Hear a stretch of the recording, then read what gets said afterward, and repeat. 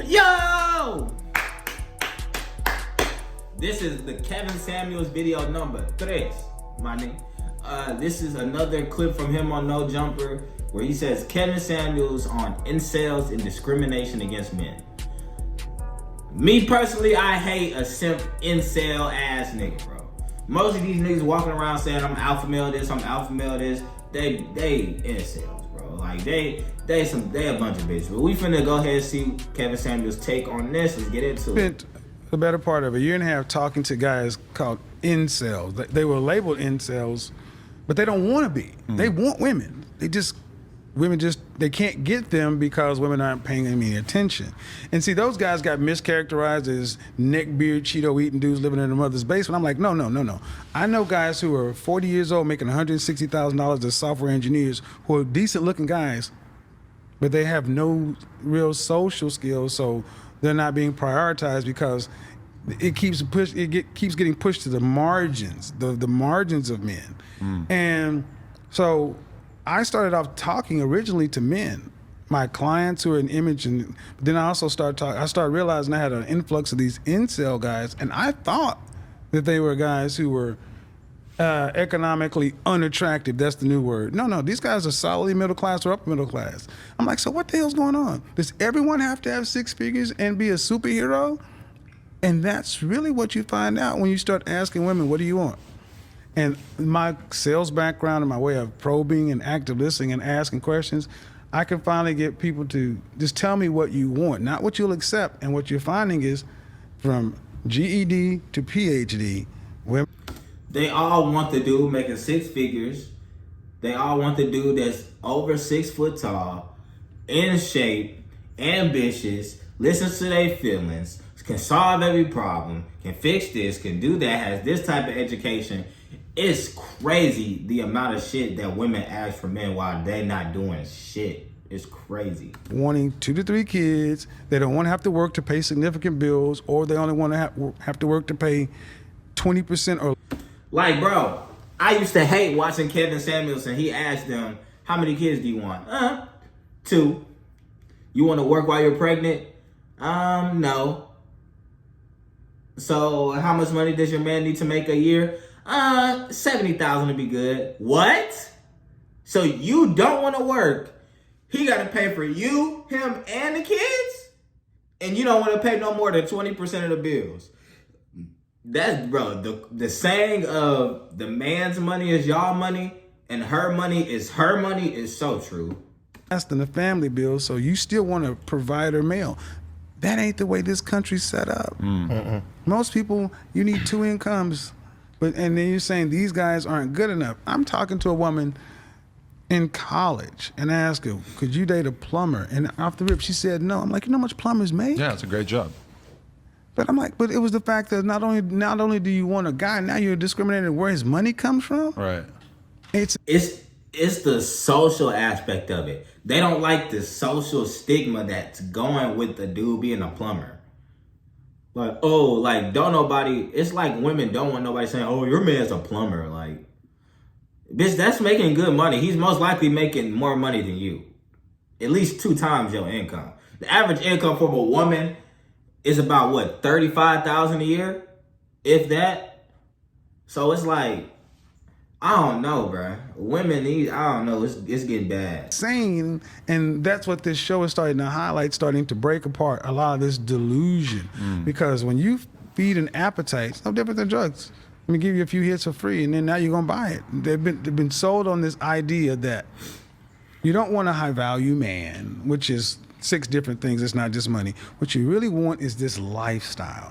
But then I asked, well, what do you bring to the table, and what kind of relationship skills, and what he's going to get? That's where the crickets happen. So now it's really started a conversation that's much needed. We have gotten to the point to where, for the most part, we don't even know how to relate to one another. We know how to swipe left, swipe right, hook up, and get on. Right. It's like the idea of 2 people who are at the relatively early stage in their career. When I think about my mom and dad, they met in college. They probably didn't have jobs or had bad jobs.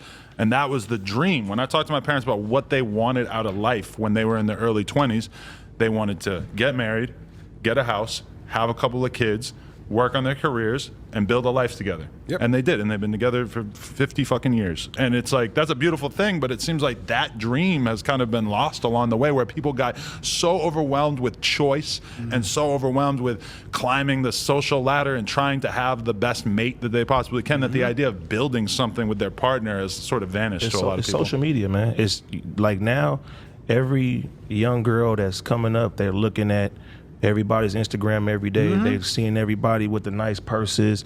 Like, I have a homeboy who gets depressed, like, when he watches other people's Instagram. I can post a picture and he's like, man, my day is messed up. How's your day? Nigga, then get off of Instagram, dumbass. What type of sucker ass shit is that? You finna get depressed because you are willingly scrolling to see another nigga's lifestyle? Y'all niggas make me sick, bro. Messed up. Because somebody else, and you know, people spend their money and go their whole life trying to fit in with everybody else when they're not even in the same tax brackets and have the same social status and stuff. See, and what I try to do is I'm like, I don't judge what people want. I just ask, are you really cut out for that? And do you really want that? Because, you know, you talk about this, social media has definitely, you know, thrown fuel on the fire, where you saying that used to be the American dream. Now, we're talking about women right now. Women want the outcome, but they don't want the work. And I'm saying, okay, well, at what point do men start making this six figures? You know, that's at 45 to 55, right? So you're 22. You want a man in it? Oh, now you want him to be young and in the top 10%. And a certain, it's like to the point to where they're starting to sit back and say, you know what? This is unrealistic and it's unsustainable, because most people. Bro, one thing that you gotta remember is, as a man, is women are gonna have the most unrealistic standard. It's like, okay, so most of us was raised in single parent households, right? Most of the time by our mothers. Most of our mothers don't have a man, husband, boyfriend even, you know what I'm saying? So it's like, you're being taught how to be a certain type of, it's like your mom she can't tell you how to be a man, because you need to see a man to be a man, you know what I'm saying? But if you're being raised by your mother is going to tell you things based off of this imaginary super nigga that she has in her mind. She's going to raise you to be a man that she wouldn't even date. Like, you really got to think of it like that. It's like, every woman has in their mind this Superman, this can do all, he's perfect, he's this and that. And that is so unrealistic, bro. Life is about choices and trade-off. That's a quote from KevinSamuels, bro. Most of the time, you're not going to have it all. And if you do, most people don't even realize when they have it. Feel what I'm saying? So you really got to listen to what he's saying. Aren't there. And even if you can get there from a look standpoint, there's only one. And what are you going to do to get it? So it's a much needed conversation, because, look, even the guys that are up there, they're just normal guys too. I'm like, you do realize their breath stinks in the morning. They have bad habits. You know, driven, motivated guys, you think they're going to be at home to go to the PTA meeting? They're working 12, 14, 16-hour days. You know, being a high-value man's wife is a lonely life. And you got to, not lonely, but you're not going to have everything. And that's, I think, what's happened. We've told everybody you can have everything. You can be whatever you want, and there's no limit. So now you have people thinking they can have it all when they're average. And then that leads to frustration and depression. When your expectation doesn't line up with reality, people get frustrated. Then you got guys who, you know, hearing these women saying, I couldn't date a guy making $50,000. Like, that's an insult. Like, you know, half of the men in this country make $50,000. That's the average. That's the national average, 50,000.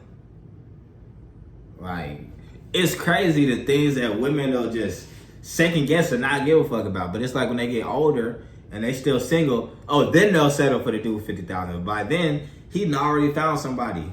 You know what I'm saying? That's why they dying alone. Like KevinSamuels was saying, buy a cat, buy a dog, die alone, bro. Income. So I'm like, so what are we ultimately saying to people? That the only way you're worth anything He said, if you're over here, okay, well, are you planning on sharing these guys? I mean, what are you planning on doing? Right. And so now it's what it's starting to do is it's starting to make this conversation front and center. Because before it was just a one-way conversation. And finally men are what men want is being heard. Because if you were to say what's on your mind, or you would say what's on your mind, it's toxic. It's narcissist. I get called that here. Narcissistic, misogynistic, or all these different things. And last night I did a broadcast about alpha females and beta males, and I was like, when a woman says, I'm strong, independent, don't need a man, I need this, I'm like, she can be direct like she wants to, but if you do it, you're demanding, you're this, and I'm like, well, he who makes the goal rules. So, all right, you accept here, accept it over here. And what we're really starting to see is the hypocrisies. And that's what happens in my show. I just question people, and I just let the public decide, what do you think? And now more people are saying, you know what? Maybe I do need to get some therapy. Maybe I need to really, because I push that heavily. You need therapy. And then I think we all can do therapy, whether you come from a troubled background or whether you're A-okay. It's maintenance. And then understanding that life is about people. Success is shared, and making money is a social activity. You want to get something out of somebody, how useful are you to somebody else? Because at the end of the day, you got your PhD and this and that, and you look to the right and you look to the left of you when the pandemic hit and we were on lockdown and you were there by yourself. That was the reality check. Now people are starting to realize, you know what? I may want somebody to walk through this life with me, so somebody can chronicle my life. So when I finally do die, somebody can tell the people who are there what that hash mark in between born date and death date meant. You don't have anybody next to you. That's some shit right there. That's a okay, guys, shit. I want to thank you don't so much for getting us to. It's almost like you were not here. It's crazy, bro. Don't nobody want to come into this. We come in alone and we leave alone, but don't nobody want to die alone, bro. With no family, no spouse, no children. Like, that's a sad existence, bro. I don't want that for nobody. But yeah, some more wise words from Kevin Samuels. Y'all let me know in the comments what lesson y'all got from that. You know what I'm saying? DM me your favorite Kevin Samuels video you want me to react to, any video in general. My goodness. Like, subscribe. We are out.